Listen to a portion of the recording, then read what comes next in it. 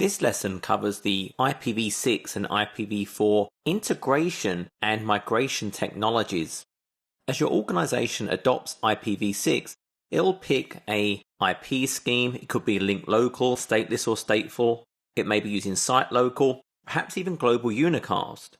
However, you're still going to be primarily using IPv4 and will continue to do so for some time. And so the question will arise, well, how do you link these two different protocols together, and how do I manage that migration? The first item to identify are really the types of node or computers you have in your environment. Are they IPv4 only? Are they IPv6 only? Are they IPv4 and IPv6 capable? What is the network infrastructure in your environment? Can it support IPv6 addressing in terms of your switches? Can they actually route IPv6 traffic, or are they IPv4 only? So you need to understand your network infrastructure, so you're going to work very closely with your network teams. There are protocols here to actually help manage that integration and migration. The first is ISATAP. So ISATAP stands for the Intra-Site Automatic Tunnel Addressing Protocol. So as the name suggests, this is going to allow you to send IPv6 traffic over an IPv4 network. And this is really working by standing up an ISATAP router. So this is a machine, it can be Windows Server 2012. You run a command to enable that box as an ISATAP router. You actually create a host record in DNS called ISATAP, which will then enable all your Windows Server 2012 and older operating systems such as 2008 and 2008 R2 to automatically enable their ISATAP network adapters. So if you actually look at a machine, you'll notice there are ISATAP adapters already available.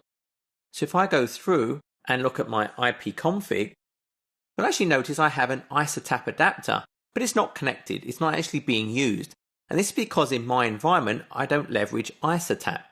But as soon as you create a DNS record called ISATAP, and it points to the IPv4 address of your ISATAP router you've created, this will automatically be enabled by the client.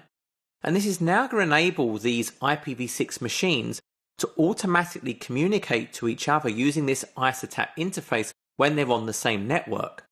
When they want to connect to a separate network that's maybe IPv6, that traffic will go to the ISATAP router you have created. It will strip out the IPv6 packets from the IPv4 parent packet and send that on the network. That ISATAP router will also tell via the ISATAP interface those IPv6 capable clients information about the routing and how that traffic can actually be delivered.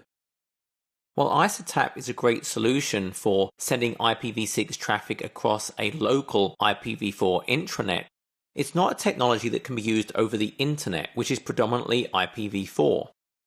To send IPv6 traffic over the internet, the 6-to-4 technology is leveraged to actually enable 6-to-4 routers to be placed at each location that are then connected to the internet. And those IPv6 packets are sent via the 6-to-4 router, once again encapsulated in IPv4 that can be sent across the internet, and then stripped out and sent to the target network on the other end of that connection. The 6-to-4 routers also communicate with each other to make sure the routing information is fully populated to enable the correct routing of traffic. 6-to-4 is really the preferred technology over the internet. One challenge with 6-to-4 is that it will not function if the computers are behind an IPv4 NAT device. So for example, if I'm trying to communicate over the internet and my machines behind my NAT all have a private IP address, i.e. within my company, 6-to-4 cannot function. And so Teredo is a solution that enables that tunneling of IPv6 traffic over the IPv4 internet, even when it's behind a NAT device. The reality is all of these technologies should really be thought of as transitory technologies. You don't want to maintain 6-to-4 or Teredo, and really the goal is to get to a native IPv6 network. Then this needs to ensure all your operating systems support IPv6. So you're getting into Windows Server 2008 or above, and your applications also support IPv6. You need to ensure your networking equipment supports IPv6 as well natively. So for example, your routers need to support IPv6.